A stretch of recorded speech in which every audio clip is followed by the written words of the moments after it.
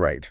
Okay, but even with all these advantages, Sure. I imagine there's got to be some downside. Of course, there are always downsides. Mm-hmm. No system is perfect. To the presidential system. Right. Right. Right. So one of the biggest criticisms of the presidential system is that potential for gridlock. Okay. Especially if the president and the legislature belong to different parties. Right. And have conflicting agendas. Yeah. It can create a situation where neither side can effectively govern. Right. Leading to political paralysis. It's like that political tug of war you were talking about before. Yeah. Where, no one wins and the country suffers as a result. Exactly. And this gridlock can be incredibly damaging. Right. Especially in times of crisis. Yeah. When you need swift action. Right. You need the government to be able to make decisions quickly. Right. Right. And, we also can't forget that fixed term for the president. Yeah. While it can provide stability, Right. it can also be a problem if the president is ineffective. Yeah. Or unpopular. Right. They remain in power. Right. Until the end of their term. Right. So you're kind of stuck on this train that's going the wrong direction. Right. But you can't get off until it reaches its destination. That's a great way to put it. Okay. So we've looked at both sides. Right. Of this parliamentary versus presidential debate. Yeah. And it's clear that there are valid arguments to be made for both systems. Yeah. And, it's just fascinating to see how the framers of India's constitution weighed all these pros and cons before making their decision. It was a monumental task. Yeah. And their choice really continues to shape Absolutely. the Indian political landscape. So as we're wrapping up, Sure. I want to leave our listeners with this thought. Okay. This debate about the best system for India, it's not over. No, it's ongoing. It's an ongoing conversation. Absolutely. And it's really up to each of us to engage with these ideas. Right. Understand the complexities. Yeah. And, form our own informed opinions. Absolutely, yeah. Especially for those of you prepping for the UPSC. Yes. Remember, this isn't just about memorizing facts. Right. For an exam. Right. It's about grappling with these fundamental questions of governance. Yeah. Of power. Of democracy. Of democracy, yeah. It's about understanding how our society functions.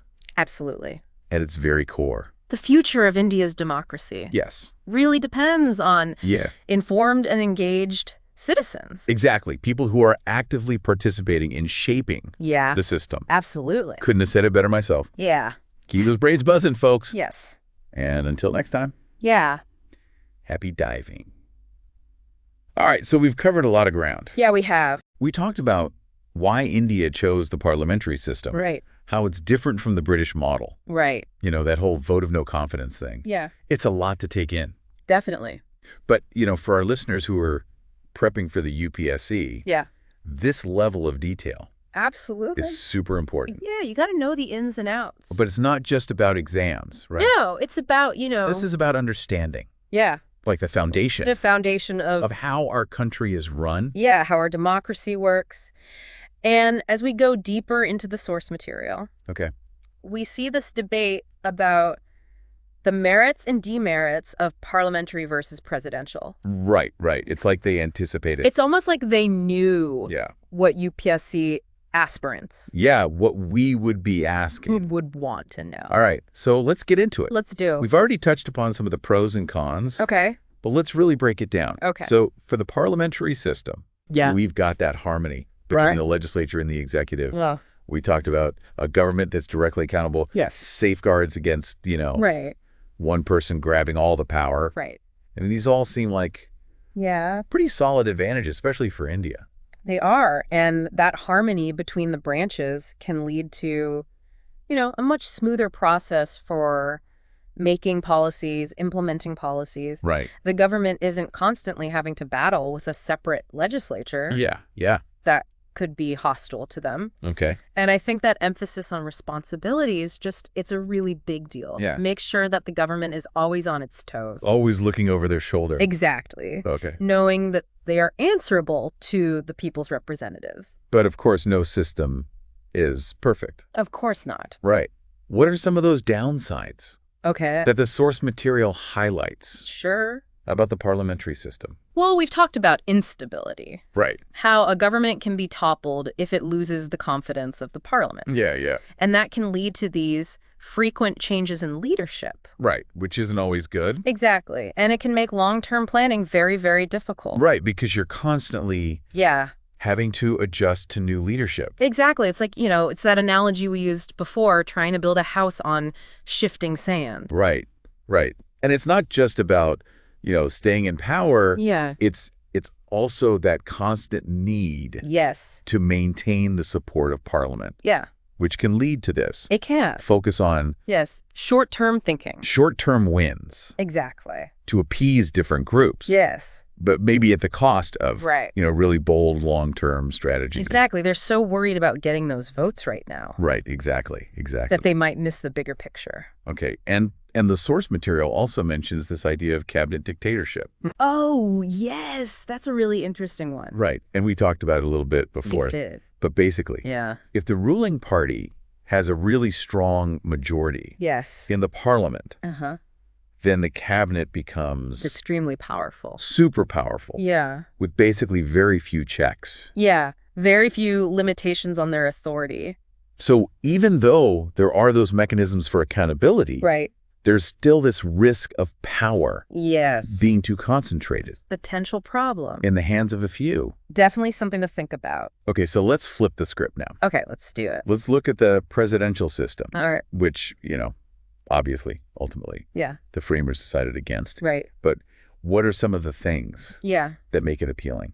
Okay, so one of the big things that people point to with the presidential system is stability. Okay. The president has a fixed term. There's no chance of them being, voted out of office before their term is up. Right.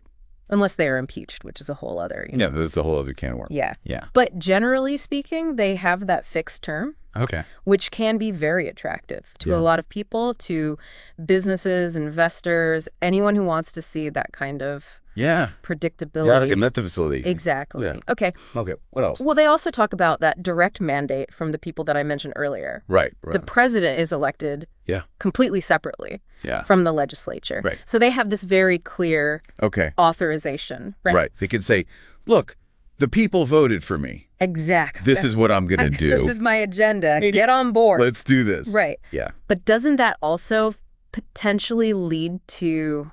It can. That concentration of power that we've been talking about? Absolutely. And that's where the idea of separation of powers comes in. Okay. Which is such a key part of presidential systems. Right. You have those three branches, right? Executive, legislative, and judicial. Right. And they are all meant to keep each other in check. Okay, so they're kind of balancing each other out. Exactly. The idea is no one branch gets too powerful. Okay, that's good. We don't want any tyrannical... You don't want any dictatorship. Overlords. No. Right. Right. So that separation of powers is really important. All right. So we've got stability, we've got a strong mandate, checks and balances. Yeah. Anything else about the presidential system? One other thing that's often highlighted is that you can bring in experts and qualified people into government positions. So you don't have to be a politician. You don't have to be a politician. To be, in charge of a particular... You can be an expert in your field. Department. Exactly. Okay, interesting. And the president can appoint those people. Yeah. Based on their qualifications, not on their political connections. Right, but even with all of these advantages... I imagine there are some downsides. There are always downsides. Right. We've been saying that no system is perfect. Exactly. Well, what are some of those? Well, one of the biggest criticisms of the presidential system is that potential for gridlock that we talked about earlier. Right. Especially when you have a president. Especially when the president. And a legislature from opposing parties. And the legislature. Are from different parties. Right. And they've got totally different agendas. Okay, so nothing gets done. Nothing gets done. It can just be this standstill. Political paralysis. Exactly. And that can be really bad. Yeah. Especially if there's, a crisis. Right, when you need to make quick decisions. Exactly. And you need everyone to be on board. When you need action and you can't get it because... Right. Everyone's fighting with each other. And we can't forget about that fixed term. Oh, yeah. That fixed term for the president can be a real problem. Right, because stability is great.